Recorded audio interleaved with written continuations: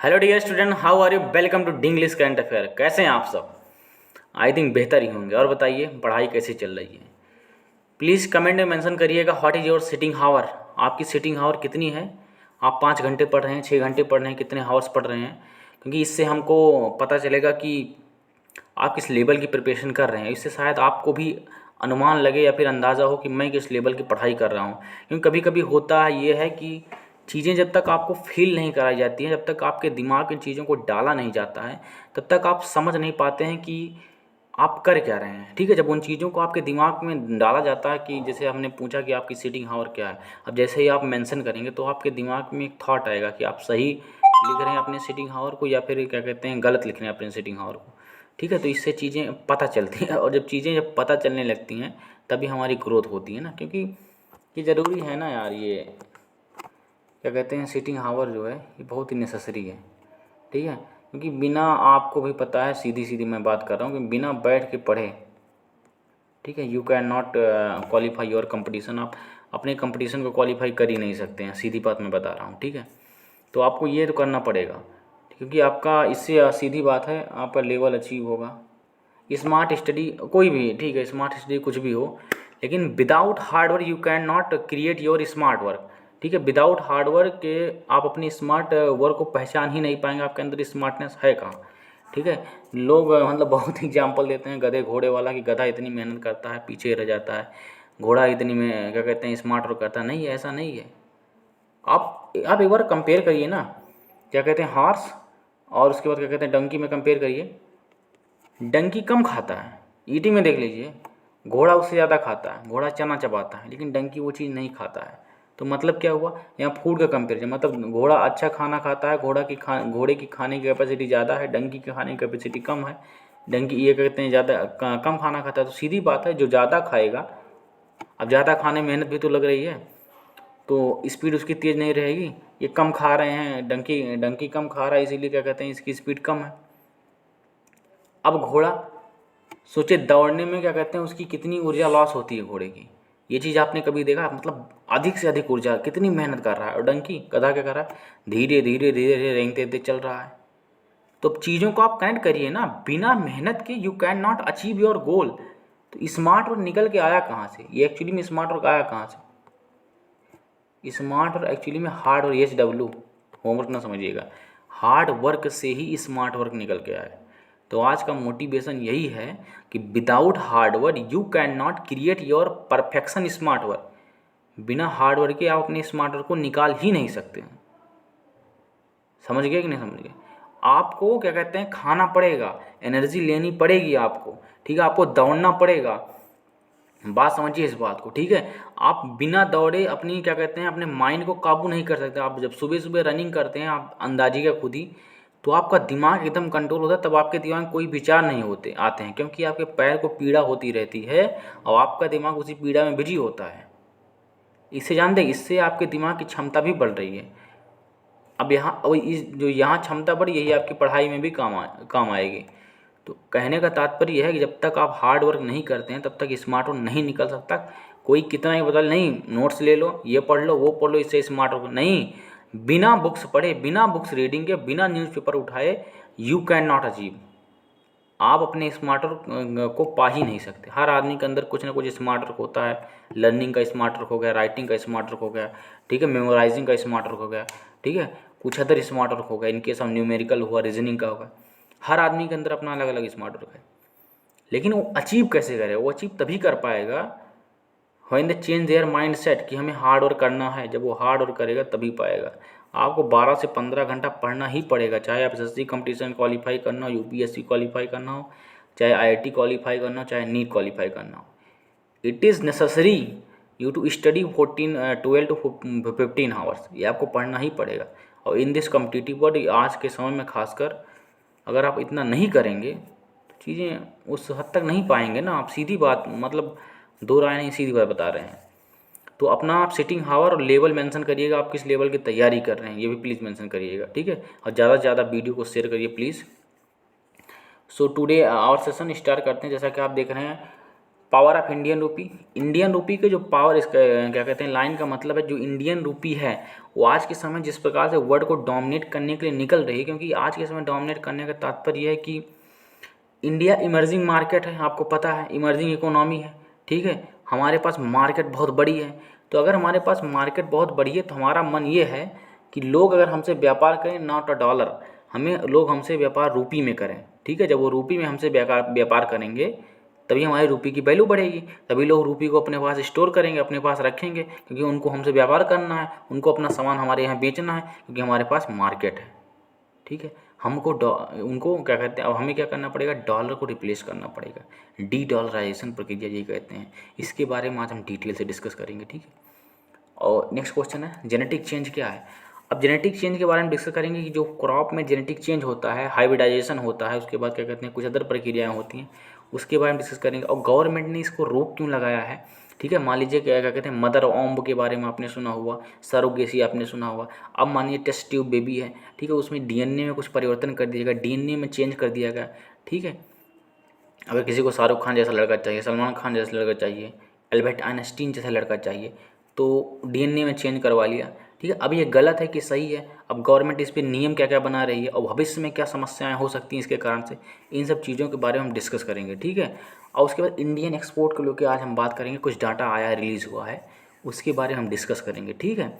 और about ED enforcement directorate, इसके बारे में हम डिस्कस करेंगे, इसका यूज क्या है और ये है क्या, और आज के समय चर्चा में क्यों है इन्फोर्समेंट डायरेक्टरेट। और ये क्या कहते हैं खास करके अपोजिट पार्टियों की नाक में दम की हुई है, ठीक है। और इसके बारे में ये भी डिस्कस करेंगे क्या गवर्नमेंट इसका मतलब गलत तरीके से तो कहीं यूज नहीं कर रहे हैं अपनी पॉपुलैरिटी के लिए, ठीक है। तो इन चीज़ों के बारे में डिस्कस करेंगे आज हम, ठीक है। तो प्लीज़ शेयर सेशन और मस्ती से पढ़िए। Wait a minute, today's where is my topic, this it ED UAE relation ना, आई थिंक या ये देखिए। तो आज की जो पहली न्यूज़ है,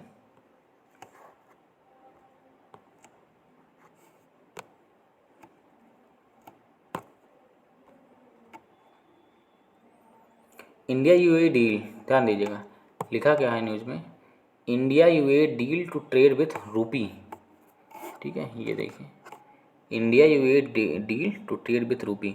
अब यहाँ पे क्या कहते हैं यूएई यूनाइटेड अरब अमीरात, ठीक है, फुल फॉर्म तो खैर नहीं पूछता है लेकिन समझ लीजिए। तो इंडिया का यूएई के साथ डील हुआ है कि हमारा जो ट्रेड होगा, ठीक है, वो क्या कहते हैं रूपी के साथ होगा, ठीक है। अब एक्चुअली में जो गल्फ नेशन है, गल्फ के पास ऑयल है, सीधी बात है, तो गल्फ भी ये सोच रहा है कि अगर उसका जो ट्रेड हो, ठीक है, वो डॉलर की जगह दिरहम में ट्रेड हो, ठीक है। इन कहीं कहीं उसका होता है, कहीं क्या कहते हैं कई कई कंट्रियों ने, यानी कि केस आप क्या कहते हैं, आप बांग्लादेश को ले लीजिए, ठीक है, या फिर कोई और कंट्री लीजिए उसके आसपास की कंट्री, उन्होंने उस करेंसी को अपनाना चालू कर दिया है, ठीक है। हाँ, और सबसे बड़ी बात, कोई किसी की करेंसी को अपनाएगा क्यों, किसी की करेंसी को इंसान तभी अपनाता है जब उसकी करेंसी की वैल्यू होती है। अब करेंसी की वैल्यू किससे नापेंगे, करेंसी की वैल्यू उसके एक्सपोर्ट और इंपोर्ट से मेजर की जाती है, ठीक है। उसकी कंट्री का एक्सपोर्ट क्या है, उसकी कंट्री का इंपोर्ट क्या है। अगर मैक्सिमम एक्सपोर्ट है और मिनिमम इंपोर्ट है, ठीक है, देन दियर वैल्यू इंक्रीजेज, तो उसकी करेंसी की जो वैल्यू है मतलब उसका लेवल अलग होगा। इन केस आप अमेरिका ले लीजिए, अमेरिका में क्या कहते हैं मैक्सिमम एक्सपोर्ट है और मिनिमम इंपोर्ट है, हचक वेपन बेच रहा है, ठीक है, और रसिया यूक्रेन वार आ रहा वेपन बेच रहा है, तो अब क्या हो उसकी करेंसी की कीमत बढ़ती गई। तो मतलब क्या, करेंसी की जो वैल्यू है हमारे इंपोर्ट और एक्सपोर्ट से जुड़ी हुई है, ठीक है। तो ये था, और यहाँ पे हुआ क्या, तो इनमें डील हुई, ठीक है, एक मिनट, हाँ, और हम थोड़ा रूपी का कारण बताते हैं आपको, ठीक है। अब जो ट्रेड होगा यूएई के साथ हमारा, वो एक्चुअली में रूपी में ट्रेड होगा, ठीक है। अब जो रूपी में ट्रेड होगा क्या होगा कि अब यूएई को हमारी रूपी जो है अपने पास रखनी पड़ेगी, अपने पास इसलिए रखनी पड़ेगी क्योंकि विदाउट रूपी वो हमारे साथ ट्रेड कर नहीं पाएंगे, ठीक है। अब एक्सचेंज आदान प्रदान रूपी का होने लगेगा, ठीक है। अब जब इस क्या कहते हैं यूएई जैसी कंट्री से आदान प्रदान होने लगेगा, जो आसपास के गल्फ वाले एरियाज़ हैं, जो गल्फ हैं, अब वो भी क्या कहते हैं सोचेंगे कि अगर इंडिया की मार्केट को हमें पकड़ना है या फिर इंडिया की मार्केट में हमें व्यापार करना है, देन हमको भी क्या कहते हैं इंडियन रूपी को अपने पास स्टोर करना पड़ेगा और अपने पास क्या कहते हैं इंडियन रूपी को हमें अपनाना पड़ेगा। तो इससे क्या होगा, इससे क्या होगा क्या कहते हैं हमारी जो वैल्यू है वो इस तरह से हमारी वैल्यू इंक्रीज़ होगी। ठीक है, तो इस तरह से हमारी वैल्यू इंक्रीज़ होगी। अब ये वाला जो एरिया सऊदी अरबिया, यमन, ये अब इन लोगों को अपनाना पड़ेगा। क्यों? क्योंकि इंडिया मार्केट है और इंडिया में इनको सामान अपना बेचना है। और ऑयल की सब इंपोर्ट के केस में क्या कहते हैं इंडिया में इंपोर्ट, ऑयल का इंपोर्ट आप समझ रहे हैं लाजवाब ढंग से होता है। ठीक है, अब अगर इनको तेल बेचना है तो हमारे साथ रुपये में व्यापार करना पड़ेगा। ठीक है, तो आपको और हाँ, सबसे बड़ी बात आने वाले समय में जो चाइना है, अब चाइना एक्चुअली में क्या चाह रहा है कि जो यूएसए है, यूएसए का डॉलर, इसको रिप्लेस करने की कोशिश कर रहा है। क्योंकि आप अभी अभी इस समय देखेंगे हमारी जो चाइना इंडिया के जो कंपेयर है कुछ हद तक पॉसिबल नहीं है। क्योंकि चाइना कहाँ 20 ट्रिलियन डॉलर की इकोनॉमी और इंडिया कहाँ 3.5 और 5 ट्रिलियन डॉलर की इकोनॉमी, मतलब हमसे 4 टाइम ज़्यादा है चाइना। ठीक है, तो चाइना का व्यापार भी अब हम क्या कहते हैं 140 बिलियन डॉलर के आसपास हम खुद ही उससे ट्रेड कर रहे हैं। हम ट्रेड डेफिसिट में हैं चाइना के साथ, सबसे बड़ी बात यह है। और कजाकिस्तान, ईरान हुआ, अफ़गानिस्तान हुआ, पाकिस्तान हुआ, ठीक है, बाकी अफ्रीकन कॉन्टिनेंट की कंट्रियाँ हुई, ठीक है, रसिया हुआ, तो इनके साथ चाइना का व्यापार जो है, चाइना से प्रोडक्ट और फार्मास्यूटिकल इंग्रेडिएंट, ठीक है, और बाकी छोटे छोटे इक्विपमेंट जो जाते हैं मेडिकल के लिए, ठीक है, उन सब चीज़ों को क्या कहते हैं सप्लाई यहाँ से होती रहती है। इनके साथ टेक्नोलॉजी के मामले में भी चाइना भी अग्रसर है और इंफ्रास्ट्रक्चर उसके यहाँ लाजवाब बना ही लिया गया है। तो अब चाइना क्या चाह रहा है कि हम यूएसए की करेंसी को रिप्लेस कर दें। अब इसीलिए यूएसए भी इंडिया के पीछे पड़ा हुआ है। ठीक है, यूएसए इंडिया पे सैंक्शन क्यों नहीं लगा रहा? क्योंकि उसकी मजबूरी है। अब मजबूरी इस प्रकार से है कि इंडिया मार्केट है, इंडिया उभरती हुई इकोनॉमी है और इंडिया के अंदर क्या कहते हैं परचेजिंग पावर भी बेहतर है। ठीक है, अब चाइना को टैकल करने के लिए उसको ऐसी कंट्री चाहिए जहाँ पे मार्केट हो, जिससे उसको फ़ायदा हो पाए। ठीक है, और क्या कहते हैं चाइना हमारा दुश्मन इस समय प्रेजेंट टाइम में सबसे बड़ा दुश्मन हमारा चाइना, पाकिस्तान तो बेटा हमारा कि थोड़ा ख़त्म कगार पे है। ठीक है, थोड़ा बहुत है लेकिन ख़त्म कगार पे ही है पाकिस्तान, समझ लीजिए। ठीक है, अब वो यही ढूंढ रहा, अब यूएसए ने ढूंढा इंडिया को, और इंडिया का इंडो पैसिफिक का राजा, अरे इंडो पैसिफिक इसका राजा इंडिया है। ठीक है, आसपास के क्षेत्र क्या कहते हैं ओमान हुआ, यमन हुआ, यहाँ से इंडिया की दोस्ती है, म्यांमार हुआ, थाईलैंड हुआ, इंडोनेशिया हुआ। ठीक है, अब यहाँ पे टैकल करने के लिए इसी ने इंडिया को उसने चुना। और इंडिया को दूसरी सबसे बड़ी वजह ये भी है चुनने की कि इंडिया को ज़रूरत है टेक्नोलॉजी की, तकनीक की, क्योंकि हम डेवलपिंग कंट्री हैं, विकास कर रहे हैं, अपने इंफ्रास्ट्रक्चर को लगा रहे हैं। हमें रोबोटिक की ज़रूरत, हमें आर्टिफिशियल इंटेलिजेंस की ज़रूरत है। ठीक है, हमें इंफ्रास्ट्रक्चर की ज़रूरत है, हमें सर्विसेज की वेल डेवलप सर्विसेज की ज़रूरत है। खैर हमारे पास सर्विसेज एडवांस लेवल की हो रही हैं, टीसीएस, विप्रो जैसी कई और कंपनियाँ जो कि इंक्रीमेंट कर रही हैं, लेकिन फिर भी हमें वेल डेवलप टेक्नोलॉजी की ज़रूरत है। ठीक है, तो इसलिए ज़रूरत है। ठीक है, और चाइना जो कि पूरी तरह कोशिश में लगा हुआ है कि करेंसी को रिप्लेस किया जाए यूएसए की, क्योंकि एक्चुअली में है क्या, जब विश्व युद्ध द्वितीय हुआ उसके बाद क्या कहते हैं चाइना जिस प्रकार से अपना विस्तार किया, वेपन बेच बेच के कंट्रियों को आपस में लड़ा झगड़ा के, ठीक है, वेपन जब बेचा मतलब उसका एक्चुअली में मेन जो एक्सपोर्ट है, मतलब लगभग 50 से 55% वेपन को ही बेच कर उसकी कमाई होती है। ठीक है, उसी से अधिकतम कमाई उसकी हो रही है। ठीक है, उसकी करेंसी, और उसके बाद क्या हुआ कि लोग ढूंढ रहे थे कि स्टेबल कोई चीज़ मिले, कोई करेंसी ऐसी मिले जो स्टेबल हो, स्टेबल फॉर्म में, मतलब कि जो क्रैश ना हो जल्दी से। ठीक है, तो लोगों को नज़र में क्या आया, क्या कहते हैं यूएसए है, क्योंकि उस समय यूएसए एकदम उभरी हुई इकोनॉमी थी। ठीक है, बढ़िया डेवलप, बढ़िया हथियार बेच रही थी। उसके बाद क्या कहते हैं विश्व युद्ध द्वितीय में उसने कारनामा करके दिखाई दिया था, हिरोशिमा नागासाकी का। तो उसके कारण लोगों ने क्या किया, यूएसए को अपना लिया, यूएसए के डॉलर को अपना लिया। ठीक है, यूएसए के डॉलर को अपना लिया और उसी से जब व्यापार करते चले गए। एक्चुअली में जब व्यापार होता है डॉलर में तो उसमें टैक्स कटता है, जो टैक्स कटता है वो एक्चुअली में यूएसए के पास ही जाता है। ठीक है, उसमें क्या, तो ये, और सबसे बड़ी बात ये है जब तुम डॉलर का यूज कर रहे हो यूएसए का, तो इससे यूएसए को फ़ायदा हो रहा है। अब यूएसए की इकोनॉमी अपने आप इंक्रीज़ हो रही है। ठीक है, तो ये प्रक्रिया है। तो चाइना इसे रिप्लेस करने की कोशिश कर रहा है। इंडिया एक्चुअली में रिप्लेस अभी इसलिए नहीं कर सकता क्योंकि अभी इंडिया की जो इकोनॉमी उस लेवल पर पहुंची नहीं है। अगर कल को इंडिया कहे मैं डॉलर में व्यापार नहीं करूंगा, केवल इंडियन रुपी में ही व्यापार करूँगा, तो ये संभव नहीं है। क्योंकि अब सबसे बड़ी समस्या इस बात की है ना, कोई कंट्री जो कि लेने के स्वीकार करने के लिए तैयार हो। जैसे रसिया के साथ अभी डील हुई वेपन की, रसिया कह रहा कि मेरे पास इतने हाई अमाउंट में रुपी आ गया है कि मैं इसको किस देश के साथ व्यापार करूं, कौन सी कंट्री इसको लेने के लिए तैयार होगी।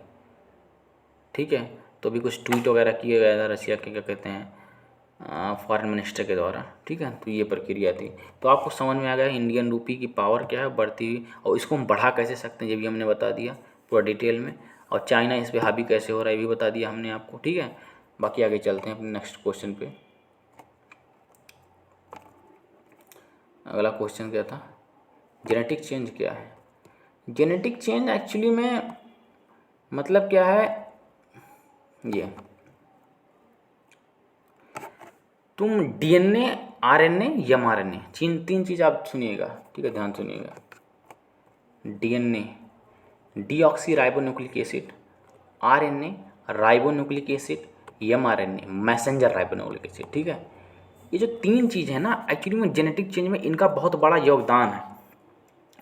अब तीनों चीज़ें क्या करती हैं, डीएनए क्या करता है, डीएनए एक्चुअली में शेप एंड स्ट्रक्चर को डिफाइन करता है।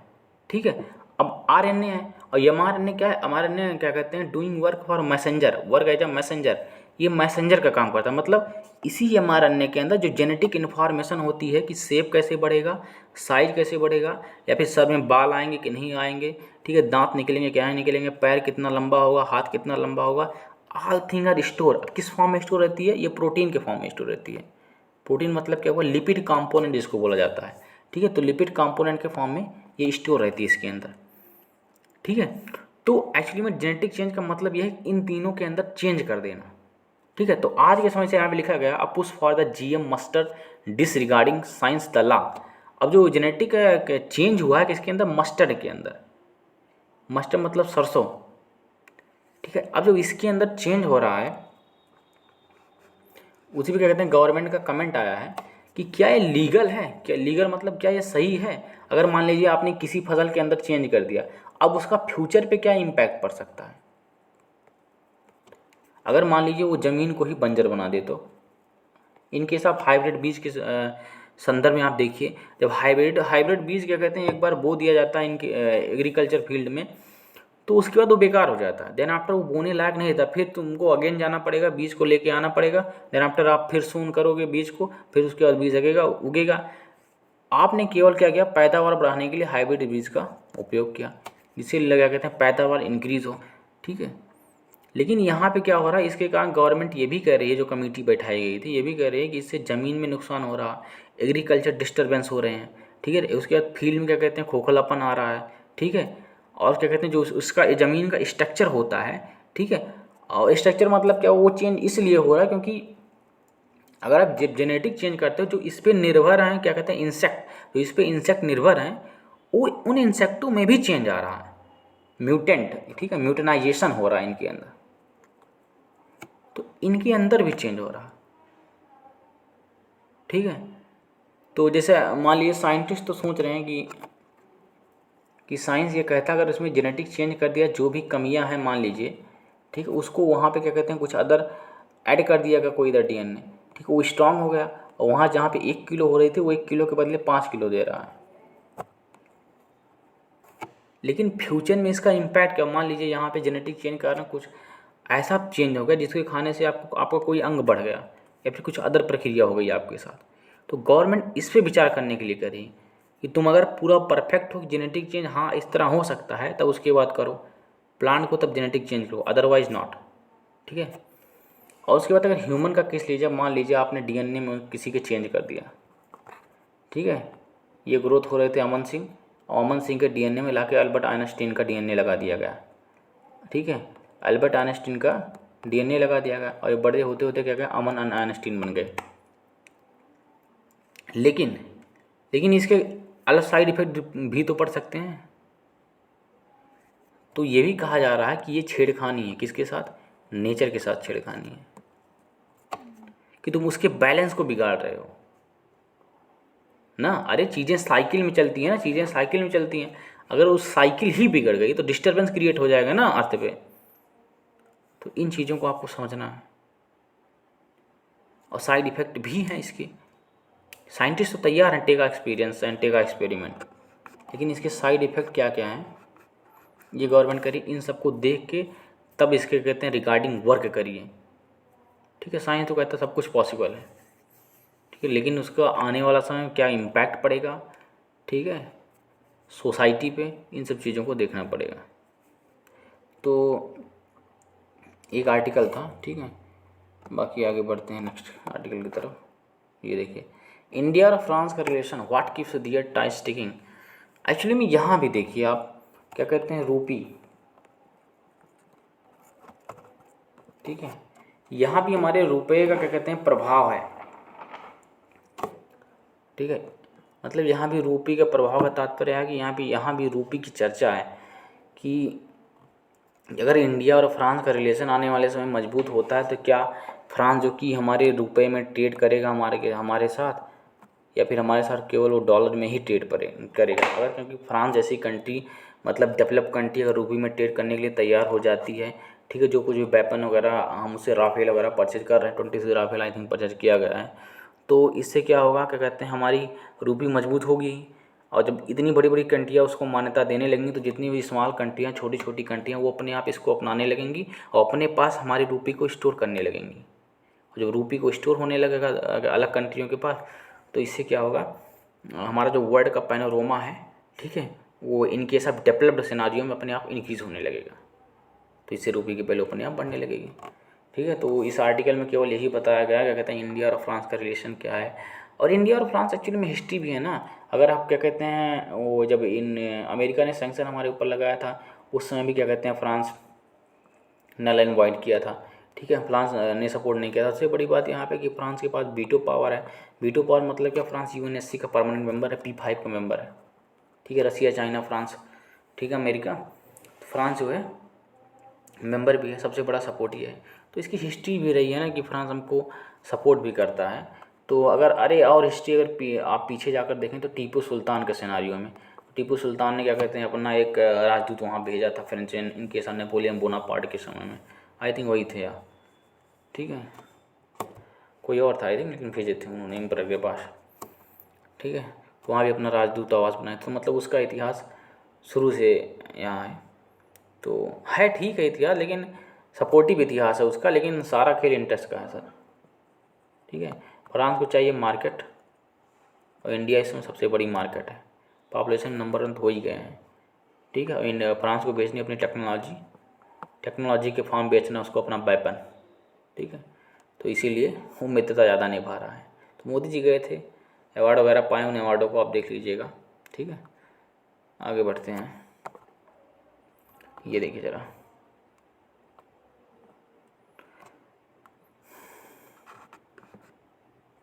As export dip in the face of global uncertainty, no clear target for the financial 24। Actually में यहाँ डेक्लाइनिंग एक्सपोर्ट बताया गया है। ठीक है, यहाँ देखिए ज़रा, export in India shrank by 22.03% in the June सन 2023 compared with the year ago period and look at the year on year percent change in the total export. ठीक है, ये देखिए इसका ग्राफ जो कि डाउन गिरा है, जून सन 2023 का रिजल्ट है ये। तो कहने का तात्पर्य ये है जो इंडिया का एक्सपोर्ट है वो डाउन हो रहा। अब कमी सारे मैं बताऊँ, कमी यहाँ पे ये एक्चुअली में है, ये इंफ्रास्ट्रक्चर, ये हमारी इंफ्रास्ट्रक्चर डेवलपमेंट हो नहीं पाई और कई पॉलिसियाँ जो कि हैं उस लेवल की बनी नहीं पा रहे हैं जिसके क्या कहते हैं स्टार्टअप वगैरह को बूम मिल सके। अगर कोई स्टार्टअप अभी जन्म भी ले रहे हैं तो उनको बहुत ज़्यादा मतलब फंडिंग नहीं मिल पा रही। फंडिंग मतलब क्या हुआ, मतलब बहुत ज़्यादा ओपननेस नहीं यहाँ पे। ठीक है, खुलापन नहीं है, अभी भी क्या कहते हैं वो धांधली है, और क्या कहते हैं पैसा मांगना, घूसखोरी। ठीक है, इन सब चीज़ों का प्रोसेस अभी बहुत ज़्यादा है। तो इन सब चीज़ों में हमको क्या कहते हैं वरीयता भी नहीं मिल पाई है कि डेवलप कंट्री की तरह हम अपने आप को लेवलाइज कर सकें। ठीक है, इंफ्रास्ट्रक्चर, टेक्नोलॉजी, सर्विसेज, इन सबको बेटर कर सकें। तो इसके लिए गवर्नमेंट भी जिम्मेदार है कुछ हद तक। ठीक है, तो इस प्रक्रिया से अभी हम काम नहीं कर पाए। लिखा ना, with merchandise export shrinking 15.1% first quarter of this year में। ठीक है, record of $450 billion 22-23 ranking and go and the government is playing it safe or announcing clear target or the outbound shipment, and this year likely to opt for a range of scenario and based target instead। तो कहने का तात्पर्य यही है, जब तक इन चीज़ों के ऊपर जोर नहीं दिया जाएगा, मैं बताऊं क्या क्या है, इंफ्रास्ट्रक्चर, टेक्नोलॉजी और बेटर सर्विसेज, ठीक है। और इसमें इसमें भी सबसे बड़ा जिम्मेदार है हेल्थ इंडिविजुअल लेवल पर जब तक ध्यान नहीं दिया जाएगा बेटर। और उसके बाद सबसे बड़ी जिम्मेदारी है एजुकेशन। बहुत महंगा एजुकेशन आज के समय इंडिया में, बहुत ज़्यादा महंगा है। कई कंट्री में free education, free health, Switzerland, Netherland, ठीक है। जब तक इन चीज़ों पे ध्यान नहीं दिया जाएगा तब तक चाहे फाइनेंशियल ईयर हो चाहे जो क्वार्टर हो, हम उस लेवल पर पहुँच ही नहीं पाएंगे। तो हमको सबसे अधिक फोकस इस चीज़ों पर करना होगा, ठीक है। क्या, इंफ्रास्ट्रक्चर, टेक्नोलॉजी, हेल्थ, एजुकेशन, ठीक है। तो हमको करना पड़ेगा फोकस। बाकी इन्फोर्समेंट डायरेक्टरेट का, आप इसको थोड़ा पढ़ लीजिए ईडी के बारे में। ED freezes 41.9 crore in the fixed deposit held by TN minister पॉमुडिसन, ठीक है। तो ईडी का काम ही आज के समय, ईडी इतनी चर्चा में है कि ईडी ने लाजवाब वर्क किया है कुछ हद तक। पकड़ पकड़ के जितनी ब्लैकमेलिंग है और क्या कहते हैं, जितने भी काले धन छुपे हैं सबको गहराइयों में से निकाल के क्या कहते हैं, धरती पे लेके रख रही है, ठीक है। और क्या कहते हैं, ईडी का एक्चुअली में काम ही यही है ना, इन्फोर्समेंट डायरेक्टरेट का। और एक्चुअली अपोजिट पार्टियाँ भी आज के समय आरोप लगा रही हैं कि सर ये ज़बरदस्ती काम करवा रहे हैं, क्या कहते हैं, जो आज के समय क्या कहते हैं सत्ता में बैठे हुए हैं उनके द्वारा, ठीक है। तो ये क्या कहते हैं कुछ एक्ट के तहत काम करती है, उसके बारे में बताते हैं आपको हम। जैसे कि ये prevention of money laundering act, इसके तहत काम करती है, ठीक है। Prevention of money laundering act, इसको आप नोट कर लीजिएगा, ठीक है। और क्या कहते हैं, ये डिपार्टमेंट ऑफ रेवेन्यू के अंतर्गत होकर काम करती है, ठीक है। Prevention of money laundering act और डिपार्टमेंट ऑफ रेवेन्यू के तहत ये काम करती है, ठीक है। और क्या कहते हैं, ये इन्फोर्सिएबल होती है एक्चुअली, क्या कहते हैं, फॉरेन एक्सचेंज मैनेजमेंट एक्ट। आपने फेमा पढ़ा होगा, FEMA, foreign exchange management act, ठीक है। इसको मतलब प्लस पीएमएलए, पमला, इसको भी आपने पढ़ा होगा। तो इन सब को क्या कहते हैं, होती है, ठीक है। तो इसका रिपोर्ट क्या कहते हैं, उसके बाद एक रिपोर्ट आई थी, इसी में आई थिंक मेंशन है, क्या कहते हैं, अभी रिपोर्ट इसमें है, आपको दिखाते हैं।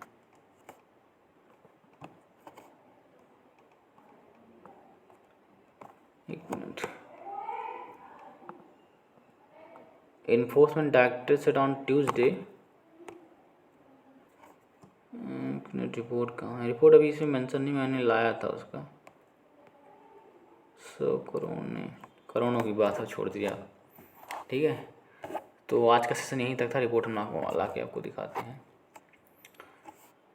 तो बाकी कहने का तात्पर्य ये है, पढ़ाई करिए, एक्सरसाइज करिए और मन पे नियंत्रण करिए, यही खेल है सर। अगर आपकी तीसरी आँख खुल गई ना, तो उस दिन से आप चीज़ों को देखना समझ जाएंगे। जितनी वो चीज़ें हार्ड होती है ना, हार्ड वगैरह कुछ नहीं इस जीवन में है, इस जीवन में सब कुछ आसान है, ठीक है। बस यूपीएससी तुम सेल्फ निकाल सकते हो, एसएससी सीजीएल तुम सेल्फ क्वालिफाई कर सकते हो, लेकिन तुम्हें सोचना पड़ेगा। तुम्हारी तीसरी आँख खुलने की ज़रूरत है। बैठ जाओगे, मतलब जब सीधी बात है, मज़ा, तुम्हें पढ़ने में जब मज़ा आने लगा ना, तो अब तो लेवल चेंज, तुम्हारी कई चीज़ें चेंज हो जाएगी अपने आप। बात समझ में आई? तो यही मतलब है कि मन पे कंट्रोल करो, स्टडी को, एक्सरसाइज करो और मस्त रहो। अगर सेशन पसंद आया हो लाइक करो, शेयर करो और चैनल को सब्सक्राइब करो, ठीक है। एंड बाकी thank you for watching this session, thank you.